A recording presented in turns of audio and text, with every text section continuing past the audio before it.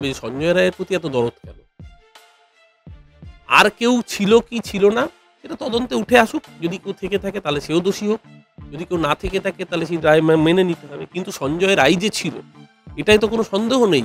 কারণ digital footprint, biometric, DNA mapping সমস্ত প্রমাণ করেছে সঞ্জয় ওখানে উপস্থিত ছিল। সঞ্জয়ের স্কিন টিস্যুস মিলে গিয়েছে নির্যাতিতার নখের সাথে। ডিএনএ স্যাম্পেলে স্যালাইভা মিলে গেছে। ডিএনএ স্যাম্পেলে সঞ্জয়ের দেহ থেকে নির্যাতিত দেহরস মিলে গেছে। তাহলে সঞ্জয় যে ওখানে ছিল এবং ক্রিমিনাল কনস্পিরেসির মধ্যে সঞ্জয় পার্ট অফ দ্যাট, এটা তো পরিষ্কার মিলে যাচ্ছে। তারপরে এত জামাই আদর কেন সঞ্জয়কে? কিসের জন্য? সঞ্জয়কে বাঁচানোর এত তাগিদ কিসের?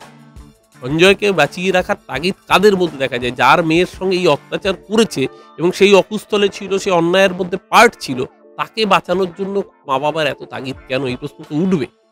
এই প্রশ্ন তো উঠছে।